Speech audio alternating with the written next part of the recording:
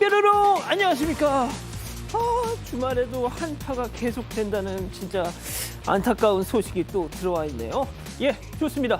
진실 추적자 사건 반장 시작합니다. 이 가수 겸 배우 나나 씨가 자택에 침입해서 강도 행각을 벌이고 자신을 역고소한 30대 남성 김모 씨를 무고죄로 고소했습니다. 이 피해자인 나나 씨를 마치 가해자인 것처럼 허위 주장을 계속하고 있다는 거죠. 자, 치유와 안정이 필요한 피해자임에도 계속해서 그놈한테 시달리고 있는 이 상황 정말 지긋지긋합니다. 오늘 출연자 소개해 올리죠. 예, 김하나 아나운서, 박지훈 변호사, 박상희 한국열린사이버대 교수, 최영진 시사평론가 나오셨습니다. 안녕하세요. 안녕하세요. 영상부터 달립니다. 전남 순천 조례 사거리입니다. 오토바이 타고 개를 막 저렇게 끌고 가요. 국민신문고에 너 신고했어 하신 이 미선님. 자, 오늘 평택역입니다. 몇 사람은 더 앉을 수 있는 의자에다가 딱 붙여가지고 자전거를 저렇게 놓는 바람에 사람들 서 있게 만들고 자전거를 꼭 거기에 놔야 속이 후련했냐 하신 최윤영님. 자, 59년생 친구 이정화 찾습니다. 사진 왼쪽에 저 주황색 옷이에요. 80년대 서울 상계동에서 회사 같이 다닌 친구인데 너무 보고 싶어요 하신 이정숙님. 자, 우리 집엔 빵도둑이 삽니다. 사람 아니고 양이에요. 품에 안고 입에 물고 절대 빵을 놓질 않아요. 제 이름은 노래 하신 이국화님. 아우 귀엽습니다. 모두 사랑합니다. 재미는 물론 의리로 함께하는 아세사바 뉴스 755. 대한민국과 전 세계 동포 가족 여러분의 시선을 모아서 출발합니다.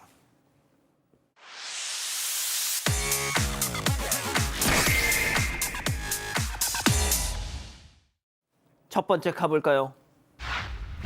자, 명품 김장조끼입니다. 충격적인 사진 만나보시죠. 이태리 명품 브랜드 발렌티땡 신상, 화려한 꽃무늬에 털이 복슬복슬. 자, 잠깐만, 이 익숙한 이 느낌 뭐지? 자, 이번엔 말이죠. 파리지앵 명품 브랜드 몽클레땡 베스트 꽃무늬 눈빔. 잠깐만, 이거 전원일기에서 본 것 같은 기시감은 뭐지? 두둥, 그렇습니다. 일용엄니 조끼.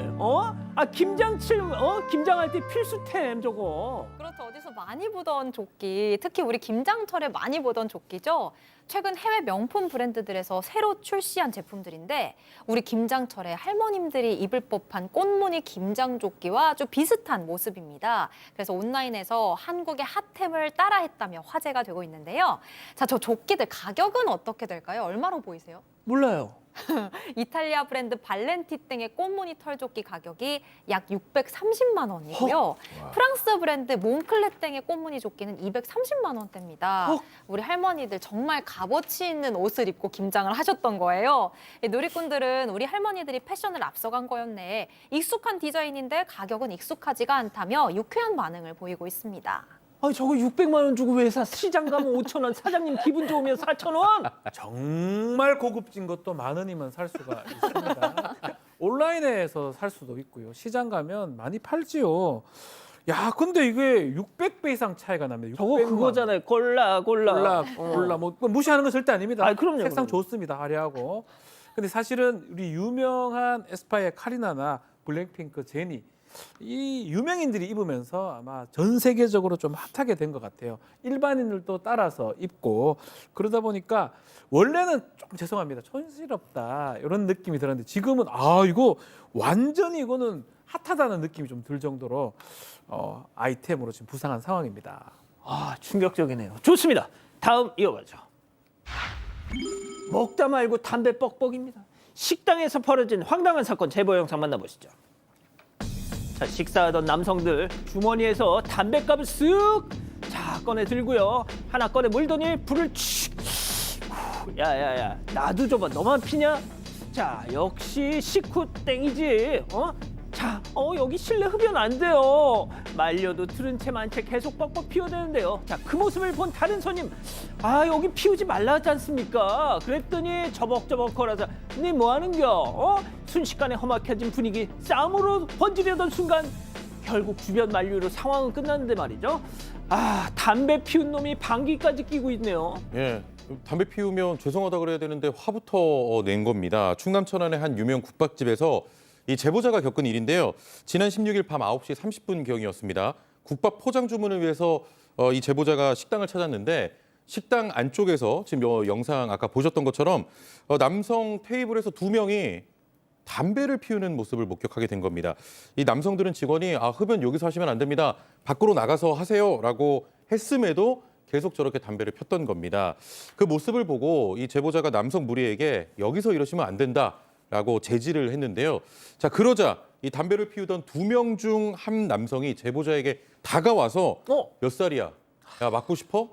예, 이러면서 폭언과 위협을 가한 겁니다. 아유 정말. 네, 이 사람들 만취한 상태이고요.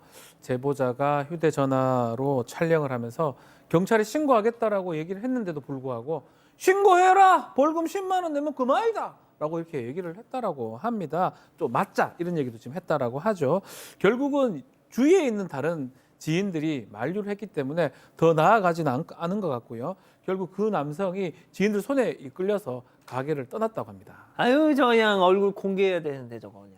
좋습니다. 다음 이어가죠. 대담한 터리범들입니다. 첫 번째 제보 영상 만나보시죠.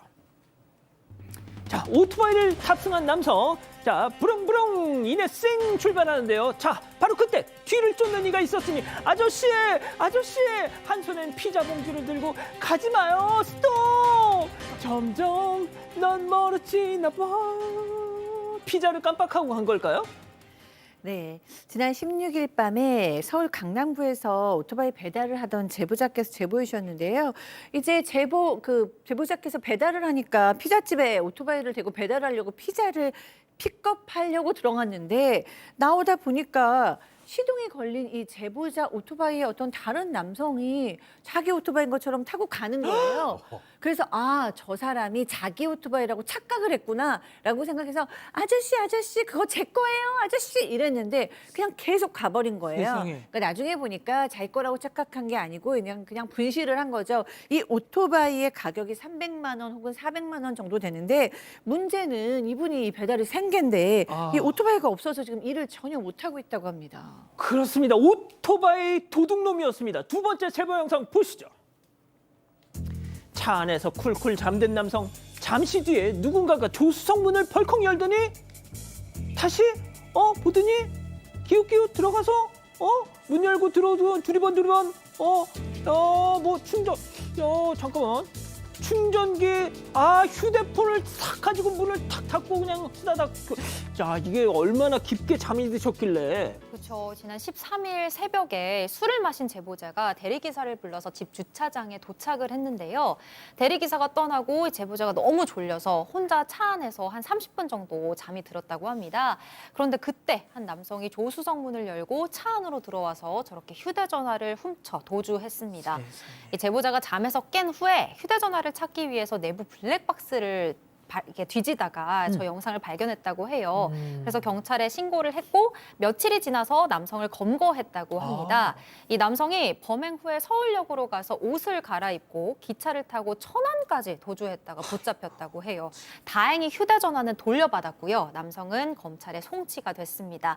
이 경찰에 따르면 범인이 사이드미러가 열린 차량을 노리다가 우연히 제보자 차량을 발견하고 범행을 한 걸로 보입니다. 박 변호사님 네. 아마 그냥 일반 저렇게 승용차에 내부 블랙박스가 있을 줄은 몰랐겠죠. 그렇죠. 그렇기 때문에 저렇게 편안하게 하다가 사실은 모든 게 적나라하게 다 드러난 겁니다. 그러니까 아마 아니라고 생각했을 거예요. 맞습니다. 좋습니다. 마지막 사연으로 가보죠. 축의금 때문에 그러겠니? 집단 지성의 판단을 받아보고 싶으시다면서 제보해 주신 사연 함께 들어보시죠. 안녕하세요. 저는 직장생활 7년차 30대 여성입니다. 같은 직장에서 친하게 지내던 2살 위 언니가 있는데요. 이 언니와는 퇴사 후에도 꾸준히 연락을 해왔고 2년 전 언니의 결혼식 때는 제가 부케를 받기도 했어요. 당연히 축의금도 주고 이후에 출산 선물까지 제가 정성스레 챙겨줬고 언니도 저를 편하게 여겨서 가족 얘기나 고민을 털어놓기도 했습니다. 그런데 오는 5월에 제가 결혼을 하게 돼서 언니에게 청첩장을 주려고 연락을 했는데요. 아니 언니가 메시지를 읽고도 답장을 하지 않는 겁니다. 심지어 얼마 뒤엔 메신저 앱과 SNS까지 차단을 했더라고요. 그 사실을 알고 난 뒤 답답한 마음에 언니에게 전화를 걸었습니다. 여보세요. 바쁘니까 짧게 부탁해. 아, 언니, 답장도 안 하더니 왜 카톡 차단까지 했어? 무슨 일 있어? 그래. 말 나온 김에 솔직히 말할게. 나 예전부터 네가 너무 불편했어. 지금 내가 육아 때문에 지친 상태인데 너한테까지 신경 쓸 그럴 겨를이 어딨겠니? 아니, 원래부터 내가 불편했다고? 아니, 언제부터 뭐 때문에? 아니, 언니 그런 말 한 적 없잖아. 설마 지금 축의금 주기 싫어서 그러니? 내가 너 축의금 떼어 먹으려고 이러는 것 같아? 이렇게 의미 없는 연락 주고받는 것도 피곤하고 예전부터 너도 느꼈겠지만 너랑 나랑은 성격이 너무 안 맞아. 이제 연락 안 했으면 좋겠다. 아, 언니는 원래부터 제가 불편했다고 하는데 아니 한 번도 저한테 티를 내거나 말해본 적이 없거든요. 그런데 갑자기 이렇게 연락을 끊고 돌변하니까 정말 황당합니다. 이런 언니의 행동 어떻게 봐야 할까요? 자, 기다리고 기다리셨던 부처 핸즈업 타임 6천여 분의 우리 가족 여러분들 채팅창에 OX로 함께 참여해 보시죠. 먼저 사연자입니다. 이 언니 완전 어이없다. 내가 싫으면 합당한 이유를 말해. 알아서 떨어져 줄게. 근데 내가 싫어진 타이밍이 참 묘하다. 그지? 딱 청첩장 보내니까 막 싫어져. 받은 거 토해내려니까 진짜 너 구질구질하다. 동그라미. 좋습니다. 자, 언니 입장이에요. 이거 봐. 내가 이래서 널 싫어해. 사람 우습게 보는 거. 그깟 몇 푼 안 내려고 내가 이런다고? 야, 입금해 줄 테니까 걱정하지 말고 연락하지 마. 너 완전 피곤해, X. 최영진 평론가님부터요. 조금 화가 막 나요. 뭐 받을 거 다 받았다 이겁니까? 아니 그동안 축의금에 뭐 출산 선물까지 다 받아놓고 그리고요 문제는 뭐 불만이 있을 수 있죠. 그러면 지금 청첩장을 준 겁니다. 축하해달라고 보낸 거예요. 그러면 이거는 축하하고 결혼 이후에 뭐 불만을 얘기하거나 이럴 수 있는데 아니 어떻게 청첩장 때문에 보낸 사람한테 너 진짜 이래서 싫고 너 피곤해 이렇게 말을 합니까? 그 제보자에게 하나만 부탁드리면요. 이참에 이런 사람한테 매달리지 마시고요. 그냥 인연 끊으시는 게 좋을 것 같습니다. 최영진 평론가님 지인이신가요? 왜 이렇게 화를 내시죠? 자, 교수님. 네. 뭔가 오해가 있을 것 같죠. 오해가 없이 이렇게 얘기한다면 이분은 정말 성격 파탄 수준이죠. 네, 그런데 어쨌든 이렇게 얘기하는 말투나 이런 행동은 너무 무례한 것 같아요. 본인이 축의금을 받았고 선물도 받은 거잖아요. 받지 않은 것도 아니고 당연히 줘야 하는 거지 뭐 선택의 여지가 없는 거고 또 이유도 얘기하지 않고 난 예전부터 네가 싫었어. 이런 무의미한 대화는 하기도 쉽지 않아. 전화 끊었으면 좋겠어. 이런 얘기는 누가 이렇게 막 합니까? 거의 막말 수준으로 이렇게 이야기하는 이분 올소. 너무 진짜 차단, 손절. 그렇군요, 박 변호사님. 저는 좀 달리 생각이 듭니다. 이제 우리 제보자 기준이기 때문에 그렇지만 그 축의금 안 주려고 인연 끊는다? 그런 사람이 과연 있을까요? 그러면 그 전에 다 끊겼거나 그런 어떤 습성이 아니면 성향이 드러났을 거라고 저는 생각이 들고 오히려 차라리 결혼식 끝날 때까지 기다렸다가 연락을 해보면 또 축의금 왔을 수도 있는 거거든요. 지금 사정이 어떤 정도인지는 명확하게 알지는 못하는 것 같아요. 육아 스트레스 얘기는 하는데 뭐 산후 우울증이라든지 뭐 여러 가지 일이 있을 수 있으니까 뭐 축의금 안 주려고 이렇게 하는 행동이다. 그렇게 보기에는 오랫동안 친하게 지내는 게 좀 이상해 보여요. 저는. 예. 김하나 아나운서 저도 약간 산후 우울증 약간 이런 게 아닐까. 그렇죠. 저도 혹시 뭐 이렇게 결혼을 한 이후에 아이를 낳고 현재 생활이 조금 많이 버겁고 힘들어서 뭔가 이렇게 다른 사람들을 이렇게 멀리하려는 그런 게 아닐까라는 생각을 하기도 했고 또 어쨌든 이야기를 들어보기 전까지는 어떤 상황인지 잘 모르겠어서 그냥 X를 들었습니다. 저희 가족분들께서 여러 가지 추측을 좀 보내셨는데 힐링 캠퍼 지니님께서 청첩장이 문제였던 게 아닐까? 이 제보자의 사연자의 남편 될 사람이 전 남친이 아닐까라는 말씀을 해주셨고요. 이건 아니겠죠? 그리고 동원이님께서 축의금 때문이 아니라 힘들어서 우울증이 온 것 같다. 힘든 척 안 하려고 일부러 핑계를 대는 걸 수도 있다라고 말씀 주셨습니다. 그렇군요. 자, 제보 메일, 제보 카톡 많은 연락 주시고요. 잠시 후 돌아옵니다. 채널 고정 리모컨 돈 터치. Here for your trip? 호텔에서 말이야. 누군가는 첫 관객이 생겼대. 나는 어떤 방을 만나게 될까? 어디라도 걱정 없이 트립. 호텔 최저가 보장제 24시 고객센터. 호텔 예약도 트립닷컴.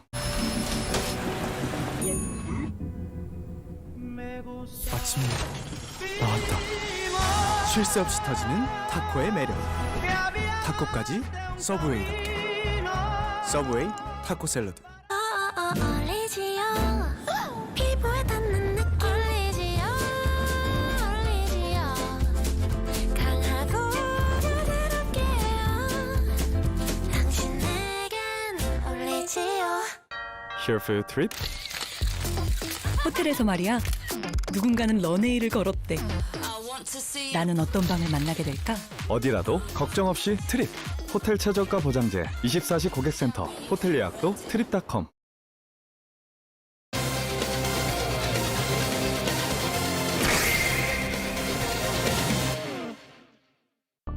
가수 겸 배우 차은우 씨가 모친 명의의 법인을 활용해 200억 원대 세금을 탈루했다는 의혹에 휩싸였습니다. 특히 해당 법인의 과거 주소지가 부모님이 운영하던 식당으로 드러나면서 논란이 더 커지고 있습니다. 어떻게 된 일인지 짚어봅니다. 예, 뭐 차은우 씨 앞에 항상 붙는 수식어 있죠. 얼굴 천재. 예, 무려 200억 원대 탈세 의혹에 지금 휘말리면서 뭐 탈세 천재다 이런 또 오명까지 뒤집어쓸 위기에 처했습니다. 어머니 명의의 법인을 통해서 세금을 탈루했다 뭐 이런 의혹인데 그 법인의 과거 주소지가 부모님이 운영하던 식당으로 알려져서 지금 더 큰 논란이 이어지고 있어요. 네, 맞습니다. 처음부터 찬찬히 짚어보면요. 이 차은우 씨가 우선 국세청으로부터 탈세 혐의로 200억 원이 넘는 세금 추징을 통보받았다는 사실이 알려지면서 지금 큰 파장이 일고 있습니다. 이 국세청은 차은우 씨의 모친이 설립한 법인을 의심하고 있는데요. 이 법인이 차 씨의 소속사와 용역 계약을 맺고 차 씨 소득의 일부를 가져갔음에도 차 씨의 활동과 관련해서 뭐 실질적인 용역을 제공하지 않았다고 보고 있습니다. 그러니까 소위 말하는 페이퍼 컴퍼니다라는 거죠. 최고 45%에 달하는 개인 소득세율보다 20%포인트 이상 낮은 법인세율을 적용받기 위해서 사실상 실체가 없는 가족법인을 끼워 넣은 게 아니냐는 건데요. 이에 대해서 차 씨 측은 이런 해명을 내놨습니다. 소속사 대표가 수차례 바뀌면서 아들의 연예계 활동이 불안했고 보호해야겠다는 의지로 차 씨의 모친이 회사를 세워 직접 매니지먼트 사업을 운영하게 된 거다라고 이야기를 했어요. 하지만 이런 해명에도 현재 모친의 법인으로 알려진 회사의 주소지에 대해서 의문이 커지는 상황인데요. 당초 해당 법인은 22년 6월 15일에 매니지먼트업으로 등록돼서 경기 김포에 주소지를 뒀습니다. 그리고 이후 인천 강화군으로 주소지를 옮겼는데요. 근데 이곳이 차 씨의 부모님이 운영한 장어식당이 있는 곳이라고 해요. 이 둘의 주소가 동일하다고 합니다. 자, 박 변호사님, 이게 합법적으로 한 거면은 절세지만 이게 불법이면 탈세지 않습니까? 자, 일단은 식당에서 매니지먼트 사업을 할 수 있냐, 업무를 할 수 있냐, 이 부분이 첫 번째 문제 제기가 됐습니다. 상법상으로는 주소지만 있으면 돼요. 번듯한 사무실 같은 걸 차려가지고 무슨 매니지먼트를 꼭 해야지만이 되는 건 아닙니다. 그러니까 장어집이든 뭐 어떤 식당이든 상관없는데 이제 문제는 좀 전에 얘기했던 실질적으로 업무를 했냐 안 했냐 이 부분을 따져봐야 되거든요. 실질 과세의 이제 원칙이기 때문에. 근데 이제 장어집 주소를 빌렸는데 여기서 매니지먼트 업무라든지 차은우 스케줄 관리라든지 뭐 계약 관리 이런 것들을 했다면 사실상 문제가 없습니다. 장어집 옆에서. 근데 문제는 그런 게 아니고 세금을 아끼기 위해서 소득을 나누기 위해서 페이퍼 컴퍼니 정도밖에 안 됐다. 종이 회사 같은 것만 였다면 결국은 문제가 되는 거고요. 국세청 입장에서는 이제껏 벌어들인 돈 자체가 차은우의 개인 소득이지 법인 소득은 아니다라고 해서 최고 세율의 소득세를 부과할 수밖에 없다라고 합니다. 그래서 나온 게 200억. 자, 그런데 이 법인이 김포에서 강화로 주소를 옮길 때 주소만 옮긴 게 아니라 법인 이름과 법인의 성격도 바꿨다면서요? 그렇습니다. 이게 또 이제 꼼수 아니냐 논란이 지금 있는 겁니다. 자, 한 매체에서는 22년 6월에 설립된 법인이 24년 9월 유한책임회사로 법인 성격과 법인 명까지 변경한 것으로 확인됐다고 전했는데요. 이렇게 변경한 배경에는 외부 감사를 회피하려는 목적이 있었던 거 아니냐 이런 의혹이 나오고 있는 겁니다. 또 주소지를 이 강화도로 옮긴 것은 조세 회피를 위한 신의 한 수란 분석도 있는데요. 이게 무슨 뜻이냐면 강화구는 수도권 정비계획법상 성장관리 권역 등으로 분류돼서 법인이 이제 부동산을 취득할 때 취등록세 중과세를 또 피할 수가 있다고 합니다. 일종의 그 조세 피난처 역할을 한다고 해당 매체는 보도를 했습니다. 해당 법인은 지난해 12월 서울 논현동의 한 사무실로 주소지를 변경했는데 이에 앞서 장업짓도 지난해 11월 청담동으로 확장 이전한 사실이 알려지면서 탈세 의혹이 제기된 이후 법인과 이 사업장 주소를 정리한 것 아니냐 이런 해석도 나오고 있는 상황입니다. 예, 뭐 차은우 씨 그동안 뭐 잘생긴 얼굴뿐 아니라 반듯한 이미지 이런 걸로 정말 엄청난 국내에서 인기를 사랑을 받았죠. 그래서 이런 의혹이 나오니까 대중의 좀 실망감도 큰 것 같습니다. 체크포인트 짚어보죠. 세계 미남 9위였는데 그랬는데 지금 그 순위가 다른 순위가 또 매겨지고 있답니다. 네, 그렇습니다. 일단 이제 200억 넘는 세금 추징 통보는 국내 연예인 중에 가장 뭐 역대 최고액이라고 합니다.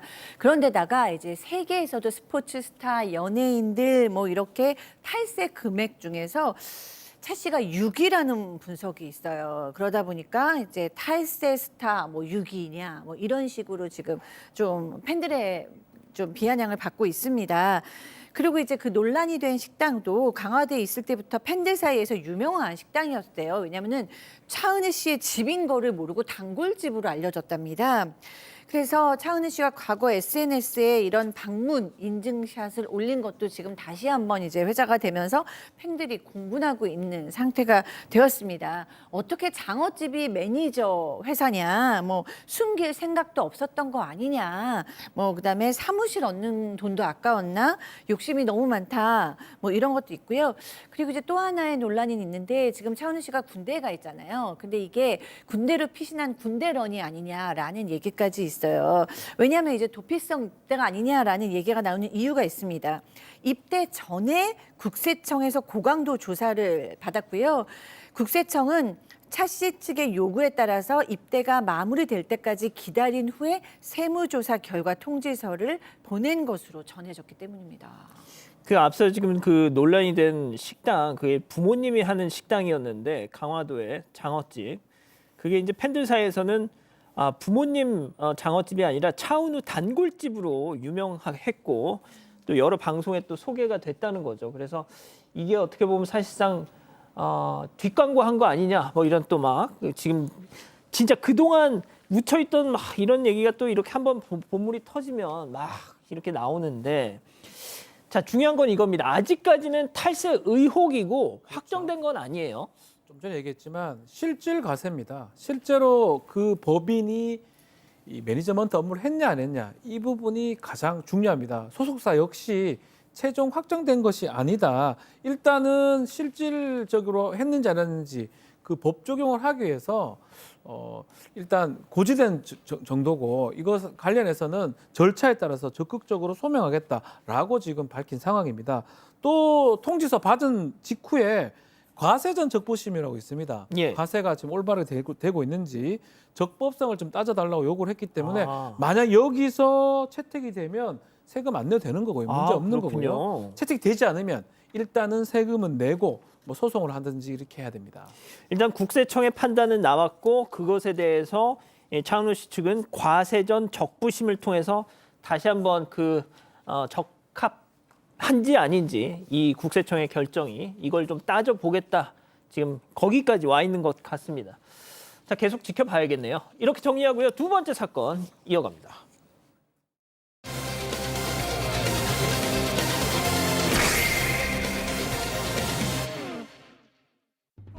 남성 승객이 택시 안에서 음란 행위를 했다는 여성 택시기사의 제보가 들어왔습니다. 승객은 현행범으로 체포됐는데 동종 성범죄 전과가 있었습니다. 택시 안에서 무슨 일이 있었던 건지 알아봅니다. 울산에서 택시 운전을 하는 40대 여성 기사님의 제보인데요. 저는 그냥 시작하기 전부터 그냥 말씀드리고 싶습니다. 저는 이 인간의 얼굴을 공개해야 된다고 생각합니다. 그 정도로 굉장히 심한 사건입니다. 지난해 7월 22일 밤 10시쯤 울산 남구에서 이 여성 기사님이 술에 취한 승객을 태우면서 사건이 벌어졌습니다. 이 택시 기사님의 주장에 따르면 손님이 중앙선을 넘어와서 택시를 가로막으면서 조수석에 탔고 처음에 번화가 쪽으로 가달라고 했대요. 자, 그런데 이 승객 그리고 나서 성적인 발언을 하더니 택시기사의 손을 주무르듯이 만지고 어깨와 팔까지 쓰다듬었다고 합니다. 그래서 이 기사님이 일단은 하지 말라고 제지를 하면서 운전을 하셨는데 출발한 지 얼마 되지 않아서 갑자기 승객이 노래방에 휴대전화를 두고 왔다. 노래방 근처로 다시 가자고 하는 겁니다. 자, 근처에 다시 도착을 하니까 짐을 두고 내리면서 금방 갔다 올 테니까 기다려달라고 했습니다. 자, 그래서 택시기사가 이 기다리는 사이에 나름대로 이제 술을 쓰신 거예요. 또 같은 일을 당하고 싶지 않으셔서 이 조수석에 손님이 앉지 못하도록 조수석의 그 좌석을 좀 젖혀놨다고 합니다. 그래서 돌아온 승객이 뒷좌석에 앉게 됐는데요. 그런데 이 승객이 음란 행위를 할 만한 여성들이 많이 있는 곳으로 가달라면서 성희롱성 발언을 다시 하기 시작하고 기사가 그런 곳 모른다고 대답을 하니까 좀 더 가달라 제가 찾아보겠다 이렇게 얘기를 했습니다. 방송 심의 규정을 저희가 준수하기 위해서 최대한 순화해서 전달해 드린다는 걸 감안해 주십시오. 자, 저런 인간 이 여성 기사님이 태우고 싶겠습니까? 손님, 더 이상 운행 못 하겠습니다. 내리세요 하셨답니다. 자, 그런데 그때부터 시작됐습니다. 체크포인트 짚어보죠. 플러덤 직접 보시죠. 이 여자들도 이 우리 사람들이 있어야 뭐 그럴 때는 할 건데. 고객님, 이제 더 이상 진짜 제가 운행을 할 수 없을 것 같아요. 그래요? 네, 그만 좀 내려주시면 좋을 것 같은데. 사고 왔던 길 다시 한 바퀴 돈 겁니다. 좌회전에서 저기 우회전으로 제가 옷을 바꿔보시면 아, 미쳐! 미쳐! 제가 제 눈으로 본 장면은 한 손을 이제 거기 잡고요. 한쪽은 가슴을 만지고 계시는 이렇게 홀딱 벗은 그 장면을 저는 너무 정갈하게 봤어요. 제가 방송 시작할 때, 이 사건 시작할 때 왜 저 인간은 얼굴을 공개해야 된다 이렇게 말씀드렸는지 이해하실 겁니다. 진짜 대한민국에서 얼굴 못 들고 살게 해야 돼요. 그러니까요. 저 정도 영상만 봐도 저도 막 충격을 받은 느낌인데 그 운전기사님은 어떠셨을까요? 이 성각이 이제 타서 뭐 여자들이 있는 곳으로 가달라, 뭐 음란에게 할 만한 곳으로 가달라, 뭐 이렇게 얘기를 해서 기사님께서 이제 성희롱성 발언 너무 불쾌하다고 딱 얘기하시면서 그만하셔라, 내려줬으면 좋겠다, 돈 안 받아도 된다, 뭐 이렇게 하차를 요구했는데도 뭐 한 바퀴 더 돌겠다, 왼쪽으로 가달라, 오른쪽으로 가달라, 공원에서 내려주면 알아서 가겠다, 뭐 이렇게 계속 경로를 지시한 거예요. 그런데 갑자기 승객이 뒤에서 바지, 티셔츠 벗는 게 나왔잖아요. 예. 사실은 바지도 벗었대요. 그러면서 자신의 몸을 계속 만지면서 음란 행위를 시작한 거예요. 맨 처음에 기사님은 운전 중이니까 앞만 보셔야 되잖아요. 전방 주시해야죠. 네, 그래서 이제 모르셨던 거예요. 계속 그 하차를 요구하는데 뒤에서 보니까 우연히 봤다가 해당 장면을 목격하고 정말 소리를 질렀다고 합니다. 그런데도 불구하고 뭐 태연하게 아무렇지도 않으면서 저쪽에 그럼 세워주세요, 뭐 이런 식으로 얘기를 했다고 합니다. 이 40대 여성 기사님 얼마나 무서웠겠어. 이 밀폐된 택시를 이 공간에서 자 바로 경찰에 신고를 했고 자 그 이후 그자의 행동 어땠을까요? 영상으로 계속 확인해 보시죠. 지금 택시기사인데요. 손님 신고 좀 하죠. 지금 차 안에서 성행위를 하고 계세요. 너무 힘든데, 네, 지금 여기. 제가 지금 아니, 제가 꺾었거든요, 이미. 예. 아, 진짜는. 아니 그게 네, 아니고 지금 대구대로 갈게요. 아니, 아니요, 손님, 됐어요. 그만하세요, 제발 좀, 손님. 그러니까 제가 지금 별로 안 갈게요. 아니요. 아니 그렇게 안 할게요 그냥. 와 진짜 이거 지금 영상이 나갈 때 우리 박지훈 변호사님이 막 진짜 욕을 했습니다. 아, 욕을 했나요, 제가? 화가 나서 조금 혼자 아니 혼잣말 좀 저도 욕했어요. 혼잣말 제가 아니 한 것 같은데. 욕 안 하면 그 이상하지. 너무 이거는 사실 너무 충격적이기도 하고요. 아까 막 하면서 또 터치를 하잖아. 네네. 얼마나 소름 끼쳐. 먼저 요 얘기는 좀 드려야 될 것 같아요. 차 버리고 내려야 되는 거 아니냐 이러는데 만약에 차 버리고 내리거나 아니면 그 남자를 밖으로 보낸다 그래서 사고 난다면 택시 기사가 모든 책임을 져야 돼요. 할 수 있는 방법이 별로 없습니다. 사실 저 사이. 그래서 했던 게 뭐냐면 경찰에 신고한 거예요. 신고해서 택시 안에서 이런 짓을 하고 있다라고 어디로 가면 되냐? 라고 전화하는 소리를 들으면서 그때 알았던 것 같아요. 아무거 내려달라, 죄송하다. 그러면서 옷을 입었는데 금방 보셨겠지만 또 어깨에 손으로 치는 모습이 보입니다. 아유, 소름 끼쳐. 더 이상 안 되겠죠. 결국은 지구대로 가고 계속 울면서 택시 기사 앞에 내려달라, 뭐 죄송하다 그런 얘기를 반복했는데 결국 지구대까지 갔습니다. 지구대로 바로 탁송을 했습니다. 저 인간을. 예, 그렇습니다. 근데 저 인간 한 번이 아니었던 거예요. 왜요? 동종 전과가 있었습니다. 예, 이제 수사과 경찰이 지구대로 와서 남성 승객 바로 체포가 됐고요. 경찰에게 들은 바로는 남성의 행동이 상습범이고 동종 전과가 있다면서 이런 사람은 벌금형이 아니라 구속시켜야 한다고 얘기를 했다는 겁니다. 자, 승객은 이 경찰의 술에 취해 기억이 나지 않는다고 이 진술했다는데 이 기사님은 경찰에 신고한 이후에 아까 영상 보셨죠? 승객이 옷 입고 죄송하다라고 말하는 거 볼 때 술에 취해서 기억이 나지 않는 정도는 아니라고 생각한다 이렇게 또 밝혔습니다. 경찰이요 이 성추행 혐의로 송치하려고 했는데 예. 검찰에서 반려가 됐고 예? 공연 음란 혐의로 다시 넣었는데 증거가 부족하다 이 보안 수사 조치가 내려온 겁니다. 썬팅이 안 된 제보자의 택시 사진 등 추가로 증거를 다시 제출해서 송치를 했다고 합니다. 박 변호사님이 정리해 주세요.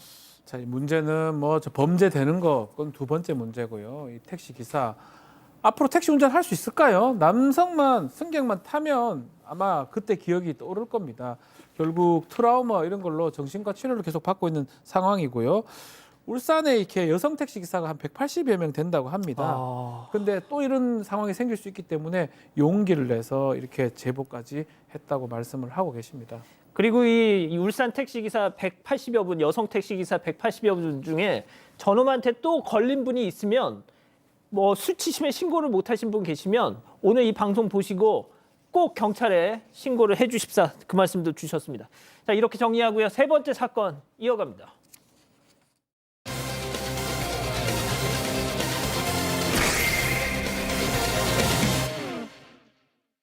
자, 화물차 운전기사님께서 한 달 전쯤에 한 물류센터에서 배송을 하러 갔다가 또 정말 기막힌 일을 당하셨다고요. 네, 이번엔 대형 화물차 운전기사로 일하는 제보자가 겪은 일입니다. 지난달 17일 새벽이었어요. 경기도의 한 물류센터에 물건을 싣고 들어가서 이 중간 지점에 있는 빈 공간에 차를 대고 이제 하차 작업을 기다리고 있었는데요.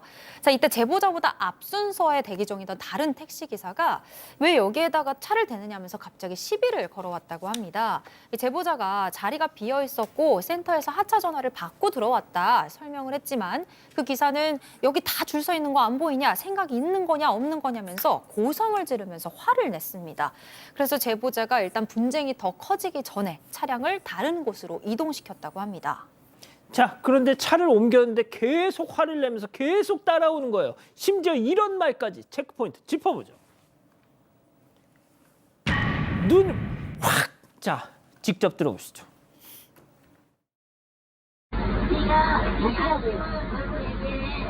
내가 앞에 왔잖아요. 어쨌든 내가 가시라고요. 앞으로 가야 된다니까 네가 뭐라고 얘기했는지 얘기해봐. 야, 가라고요. 네가 가라고 내가 가야 되니? 양심도 없이 나가자고요. 무슨 쪽팔리고 미안하다고 야, 지금 잘했다고 지금까지 나오라고 내는 거야. 돌아버리고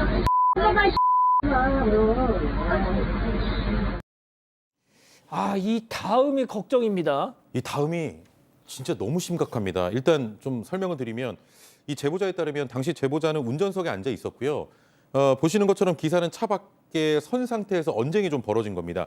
이 과정에서 기사가 창문을 내리라며 욕설과 모욕적인 발언을 쏟아냈다고 합니다. 급기야 이 기사는 제보자에게 뭐 눈을 뽑아버리겠다 위협적인 말을 했고 제보자가 그럼 그렇게 해봐라 라고 맞서자 자 여기서 자신의 차로 돌아가서 예. 한 손에 흉기를 들고 나타난 거예요. 저렇게 왼손에. 이후 기사는 운전석 문을 열고 제보자 눈앞에 흉기를 들이댔고요. 생명의 위협을 느낀 제보자가 문 열었다. 문 열어요. 지금 안으로 들어간 거예요? 네. 자 그리고 이제 쫓아가. 내려서 얘기하자고 말한 뒤에 차에서 내려서 도망칩니다. 흉기 들고 지금 쫓아오는 거예요. 아휴, 이 뭐야 이거. 사실 계속 도망갑니다. 근데 여기서 끝이 아니라 저렇게 추격전을 벌이게 된 거예요. 제보자는 이 사람이 흉기를 들었다고 외치면서 경찰에 신고했는데 이 와중에도 뒤에. 기사는 흉기를 든 채 도망가는 제보자를 계속 쫓았고요. 지금 보시는 것처럼 깜짝 놀란 제보자가 바닥에 심하게 저렇게 넘어지기도 한 겁니다. 지금 손에 교수님. 네. 이제 주변에 사람들이 있기는 했지만 이제 너무너무 무서웠던 거죠. 그런데 이제 경찰이 다행히 도착을 했습니다. 경찰이 도착을 했는데 이 화물차 기사가 거짓말을 하는 거예요. 자기는 흉기를 이렇게 휘두른 적이 없고 그거 휴대전화였다라고 얘기를 하는 거예요. 너무 기가 막힐 거 아니에요, 제보자께서는. 그래서 차량 블랙박스를 보여줬어요. 그랬더니 경찰이 딱 보니까 휴대전화 아니니까 이거 휴대전화 아닌데 이게 뭐냐라고 물었어요. 그랬더니 이제 와서 이 화물차 기사는 내가 뭘 들고 있었는지 나도 좀 기억이 안 난다. 뭐 이런 식으로 발뺌을 하는 거예요. 그런데 이렇게 흉기를 들고 뛰어다니던 거 저희가 지금 보고 있는 이 CCTV 영상에 고스란히 남아 있었습니다. 기사는 뭐 인정을 안 할 수가 없었죠. 그리고 며칠 후에 경찰에게서 연락이 왔다고 합니다. 기사가 흉기를 숨긴 사실을 확인했고 증거물도 확보했다라는 연락을 받았어요. 그런데 이 제보자께서는 그때 이제 흉기를 눈앞에 들이댔던 장면이 이렇게 잔상처럼 남아있고 그게 너무 충격을 받아서 트라우마가 돼서 정신과 치료도 받고 있고 약도 처방받아서 먹었다라고 얘기를 했고요.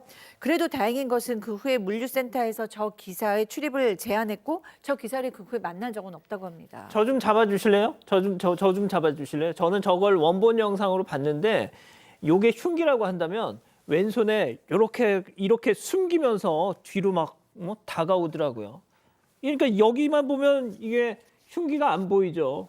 흉기가 여기 이렇게 있었던 겁니다. 자, 지금 그러고 온 겁니다. 박 변호사님 어떻게 됐습니까? 그래서 위험한 물건을 가지고 협박을 했으면 특수협박죄로 지금 검찰에 송치할 예정이라고 했고 조사하는 과정에서 홧김에 자기도 모르게 범행을 저질렀다. 인정을 하면서 미안하다고 생각한다. 이런 얘기를 했다고 합니다. 근데 문제는 검찰 송치된다고 하는데 아직까지 제대로 된 사과나 미안하다는 말이 없었다고 해요. 그럼 당연히 만약 잘못했다면 본인한테 피해자한테 와서 얘기를 해야 되는데 경찰관이나 이런 데에서는 사과를 하는데 피해자한테는 사과를 하지 않는다. 이게 좀 문제가 된다고 하고 이게 좀 제대로 좀 된 처벌이 좀 돼야 된다라는 취지에서 제보까지 하셨습니다. 예. 정말 블랙박스 없었으면 어쩔 뻔했습니까? 진짜 휴대전화라고 주장하면 진짜 그런 줄 알았을 거 아니에요.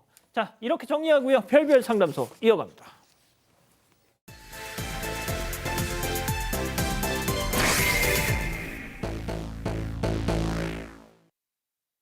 실제 사연을 당사자 특정을 이유로 일부 각색했다는 점 먼저 말씀드리고요. 교수님, 오늘은 반가운 손님이 다녀가면 꼭 뭔가 없어져. 네, 그렇습니다. 오늘 사연을 주신 주인공은 40대 여성인데요. 어릴 때부터 이 여성의 엄마한테는 이상한 버릇이 있는 거예요. 뭐냐면 어디든지 좀 돈을 내고 갔다 오면 뭐라도 하나 챙겨 오시는 어머니 버릇이 있었어요. 예를 들어서 식당에 갔다 오면 이쑤시개나 사탕을 이만큼 가지고 오시고요. 그다음에 이제 이 사연자의 집에 가면 수건이 갖가지가 다 있는데 어느 목욕탕에서 가지고 온 거, 저 목욕탕에서 가져온 거 훔쳐가지 마시오 막 이렇게 써 있는 수건도 있었어요. 그러니까 목욕탕 갈 때마다 훔쳐가지 마시오라고 적힌 수건을 가져오는 거예요. 그러니까 그냥 목욕탕 갈 때마다 그 목욕탕 수건 하나씩 가져오는 거예요. 그리고 이제 비행기를 가끔 타고 올 때가 있잖아요. 그러면 기내에 담요를 또 꼭 챙겨오는 거예요. 엄마 이러지 마, 왜 그래? 라고 얘기하면 이거 다 비행기 값에 들어간 거다라고 얘기하면서 대수롭지 않게 그렇게 여겼다고 합니다. 지금 이거 보시면서 얼굴 막 불그락 하신 분들 좀 있을 것 같은데. 근데 이 심하기가 정말 심해요. 그러니까 자식들 물건도 계속 가져가셨다고 합니다. 멀리 살던 엄마가 가끔씩 손주들을 보려고 집에 오셨다고 하는데요. 근데 엄마만 다녀가면 꼭 그렇게 뭐가 하나씩 둘씩 없어집니다. 어느 날은 마트에서 아이 간식을 좀 사다 놨는데 엄마가 그걸 보면서 어머 얘 요즘은 이런 것도 파냐? 관심을 좀 보였다고 해요. 그래서 사연자가 엄마 가져가셔라 드셔보셔라 말씀을 드렸더니 엄마가 손사래를 치면서 괜찮다고 하셨습니다. 자, 그런데 엄마가 집을 떠난 뒤에 아니나 다를까 간식이 눈에 띌 만큼 아주 많이 사라져 있었다고 해요. 그뿐만 아니라 집에서 사용하던 두루마리 휴지도 항상 뭐 2-3개씩 없어졌다고 하는데요. 그러니까 비싸거나 좋은 물건은 아닌데 그냥 말만 하면 줄 수 있는 그런 물건들 있잖아요. 그런 걸 자주 챙겨 가셨다고 합니다. 자, 그렇다고 부모님 형편이 어렵냐? 그것도 아니었어요. 아빠가 퇴직 공무원이셔서 지금도 연금을 받고 계시다고 해요. 그러니까 경제적으로 좀 여유가 있는데도 가져가십니다. 자, 꽁트 해야지 니들 왜 안 하냐 이러실 것 같습니다. 엄마 역의 박상희 교수, 사연자 역의 김하은 아나운서, 별별 극장 리액션. 엄마, 혹시 그 민정이 간식 엄마가 가져갔어? 아, 그거. 아유, 당 떨어질 때 좀 먹으려고 몇 개 챙겨. 너 과자 개수까지 세니? 아니 엄마 세는 게 아니라 애가 하도 찾으니까 과자 좀 주려고 했더니만 뭐 있는 게 있어야 주지. 아니 엄마 그리고 두루마리 휴지도 엄마가 가져갔지? 야야, 그거 두루마리 휴지 너무 집에 쌓여있길래 내가 몇 개 가져왔지. 그게 그렇게 아까워? 아니 엄마 아깝다는 게 아니라 아니 그 말만 하라고 내가 먼저 과자 줄까 물어봤잖아. 너 지금 나한테 따지라고 전화했니? 이 기집애야, 끊어. 아, 자, 그런데 얼마 뒤에 큰 사고가 터집니다. 네, 여기서부터 채널 고정하셔야 됩니다. 리모컨 돈 터치. 지금부터 이제 좀 사건이 심각해져요. 사연자가 올케로부터 큰일 났다는 전화를 받았다고 합니다. 이 올케에 따르면 전날 엄마에게서 배가 아파 죽겠다는 전화가 와서 병원으로 데려가라고 이제 집으로 찾아갔어요. 막상 가보니까 부모님 두 분 모두 구토와 설사를 반복하면서 아이고. 심하게 고통스러워하고 계셨다고 합니다. 식중독을 의심한 올케가 어머니 뭐 드셨어요라고 묻자 엄마는 한참 망설이다가 그거 너 거 있잖아 육포. 알고 보니까 엄마가 전에 올케 집에 놀러 갔을 때 육포 몇 개를 말없이 챙겨와서 집에서 드셨던 겁니다. 자, 그런데 문제는 네. 그 육포의 정체였거든요. 뭔데요? 알고 보니까 올케가 집에서 키우던 강아지의 간식용 육포였던 겁니다. 아, 근데 강아지 육포 먹는다고 배탈이 나나요? 먹을만 하진 않지만 먹어도 큰 문제는 없는데 예. 더 문제가 있습니다. 예. 유통기한이 지난 강아지 육포를 아, 가져간 겁니다. 그랬구나. 예, 모아놨던 거거든요. 좀 따로 빼서 그거를 엄마가 착각을 하고 가져갔는데 문제는 아빠도 그 육포를 같이 먹었답니다. 같이 탈이 났고요. 아마 예전부터 이런 습성이 좀 있었는데 나이가 좀 들면서 좀 더 알뜰해지고 공짜를 좋아하는 이런 상황으로 변해서 이런 사고까지 일어난 것이다라고 생각합니다. 그런데 엄마 밖에서도 사고 칩니다. 네, 평소에 사연자가 엄마랑 자주 전화를 주고받는데요. 어느 순간부터 엄마 목소리가 좀 안 좋은 겁니다. 그래서 걱정이 돼서 엄마를 찾아가 봤더니 안색도 안 좋아요. 또 예전에는 엄마가 매일같이 노인복지관에 좀 잘 찾아가서 놀고 오시고 했는데 어느 순간부터 외출도 안 하고 집안에만 머무는 겁니다. 그래서 사연자가 엄마한테 혹시 복지관에서 무슨 일 있었냐 아니면 요즘에 뭐 안 좋은 일이라도 있냐 물었는데 몇 번이나 말을 돌리던 엄마. 결국 충격적인 사실을 털어놓습니다. 복지관 사람들한테 따돌림을 당했고 직원들도 엄마 말을 안 믿어주고 이유 없이 쫓아냈다는 거예요. 자, 이 사실을 알게 된 사연자가 당장 따지러 가겠다고 하니까 엄마는 됐다, 동네 시끄러워진다 이러면서 막 말리셨습니다. 아니, 뭘 말려, 그냥 복지관 그냥 뒤집어 놔야지. 그래서 엄마 몰래 갔어요, 복지관에. 가서 엄마에게 들은 그대로 따진 겁니다. 왜 뭐 이런 일이 뭐예요? 따지니까 이 직원이 몹시 당황하면서 충격적인 사실을 털어놓습니다. 뭐가 또 충격적이에요? 이 복지관에는 공용으로 먹는 뭐 김치라든지 과일 같은 간식을 냉장고에 보관해두고 있었는데 사연자의 엄마가 이걸 또 전부터 몰래 좀 가져갔던 거예요. 급기야 최근에 사연자의 엄마가 저희가 사건 반장에도 매번 서두에 좀 많이 전해드렸던 것 같은데 복지관 화단에 있던 꽃까지 가져다가 현장에서 또 적발이 된 겁니다. 복지관에서 경찰에 신고할까도 했지만 결국 복지관 이용 정지 조치로만 마무리했다고 합니다. 이에 사연자는 너무 창피하고 죄송한 마음에 변상금을 내고 돌아왔다고 하는데요. 또 엄마에게 정말 문제가 있는 거 아닌지 덜컥 걱정이 됐다고 합니다. 결국 딸 최후의 카드를 꺼내듭니다. 아빠 역의 박지훈 변호사, 별별 극장 리액션. 아하이 참. 우리 집에 김치가 없는 것도 아니고 꽃이 없는 것도 아니고 뭐라고 복지관 그걸 훔쳐오는 네가 인간이가? 당신 말 조심해. 그거 동네 주민이면 다 먹어도 되는 거야. 참말로 내가 네 때문에 동네 창피해서 못 살겠다 진짜. 아니 뭐 나만 그런 줄 알아? 동네 여자들 다 똑같이 그러고 살아. 네 세 개 중에 하나 선택해라. 병원, 경찰서, 아니면 내랑 이혼할래? 내가 무슨 환자야 도둑이야. 내가 그런데 왜 가? 아, 예, 진짜. 아, 혹시 박 변호사님 집에 무슨 일 있으세요? 진짜 왜 이렇게 아닙니다. 왜 이렇게 진심을 다해서 예. 교수님 이거 뭐예요 도대체? 네, 이분은 뭐 그냥 뭐 알뜰하다 이 정도로 보면 안 될 것 같아요. 그러니까 도벽인 거죠, 도벽인데 일단 충동 조절을 못해서 하는 도벽으로 보여요. 왜냐하면 또 완전 그 도둑질이나 절도하고는 좀 다른 또 양상이잖아요. 근데 이런 충동 조절을 못해서 하는 도벽은 또 왜 나오는가? 이건 심리적으로 보입니다. 그러니까 예를 들면 불안하거나 우울하거나 뭔가를 통제하고 싶거나 강박적인 생각을 들 때 조금 이렇게 뭘 훔침으로써 마음에 뭐 충동이 잦아들거나 아니면은 뭐 통제감이 생기거나 불안해서 좀 잦아들거나 뭐 이런 일이 있는 것 같아요. 그런데 이제 중요한 건 또 이제 나이가 드시면서 또 조절력이나 인내심 이런 것도 좀 떨어져서 이 제보자 말씀에 의하면 지금 나이가 드시면서 더 심해지고 있다고 하잖아요. 이 어머니께 뭐 비난하거나 화내봤자 들으실 것 같지는 않습니다. 그러니까 어머니와 좀 공공장소는 같이 가주신다던가 그런 행동을 하면 안 된다는 것만 반복적으로 얘기해 주신다던가 아니면 이렇게 도벽에 있는 어르신 같은 경우에는 뭐 주머니가 있다던가 가방을 가지고 나가던가 이런 것도 못하게 좀 행동을 조절하는 경우도 많거든요. 좀 도와주셔야 되고 좀 심하실 경우에는 전문가 상담도 필요할 것 같습니다. 자, 그런데 지금 채팅창에서는 다들 연기 얘기만 계속 하고 계십니다. 예, 좋습니다. 별별 상담소 이렇게 정리하고요. 글로벌 픽 이어갑니다.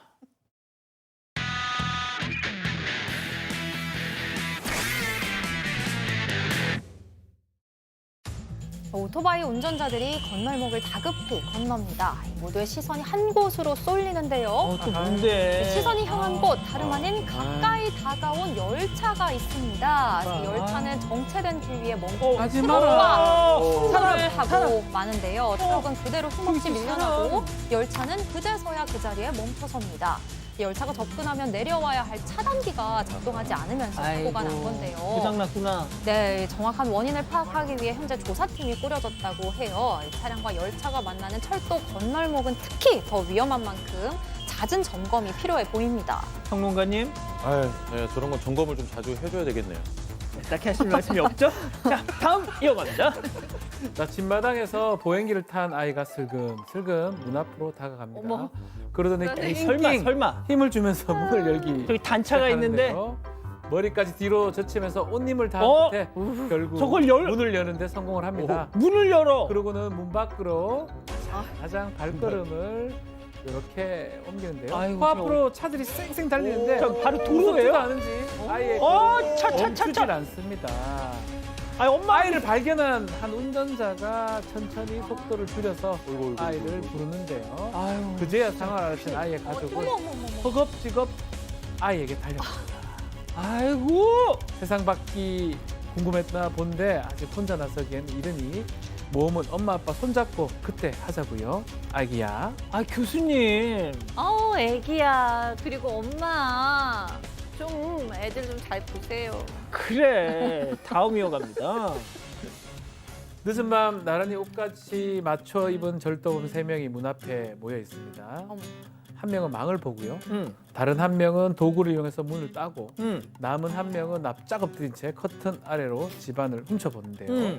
결국 문을 여는데 성공한 절도범들 조심스럽게 커튼을 거는 그 순간 왜? 화들짝 놀라 왜? 그들은 쌩 주랭랑을 칩니다. 왜? 이들은 집안에 떡하니 있던 집주인과 마주치는 아이고, 건데요. 세상에. 도망치면서 테이블 유리까지 와장창 깨뜨리고 가는 절도범들을 주인은 식대며 노려봅니다. 절도범 3명에 대한 추적이 활발히 진행되고 있다고 하니까요. 꼭 붙잡아서 처벌은 물론 테이블 유리까지 다 싹 받아보면 좋겠습니다. 자, 마지막 이어갑니다. 남성이 새 한 마리에게 과자 봉지를 내밉니다. 하도 주변을 기웃기웃거리니까 하나쯤 맛봐라, 옛다 하고 선심을 베푼 건데요. 옛다. 자, 근데 잠깐만. 이때다 싶었는지 과자 봉지를 아예 약 물어버립니다. 그리고는 다리를 쭉쭉 뻗어가면서 혼신의 힘을 향해 다해서 도망가는데요. 주변에 있던 새들도 아유 콩고물이라도 하나 얻어먹겠다고 그 뒤를 막 따라갑니다. 분명 하나만 먹으라고 했는데. 그렇죠. 근데 순식간에 모조리 빼앗겼어요. 이 남성은 허공만 멍하니 바라보고 있는데요. 저 앞에 저 흑조 보이시나요? 지금 이거 정지화면 아니죠? 저 흑조가 남성을 짠하게 바라보고 있습니다. 야, 박 변호사님. 아, 억울하겠는데요. 예, 억울합니다. 무슨 나라를 잃은 표정으로 그렇습니다. 맛있는 과장 같네요. 예. 사랑하는 사건 반장 가족 여러분, 저희는 다음 주 월요일에도 사반 750 저녁 7시 50분에 다시 옵니다. 안녕히 계십시오.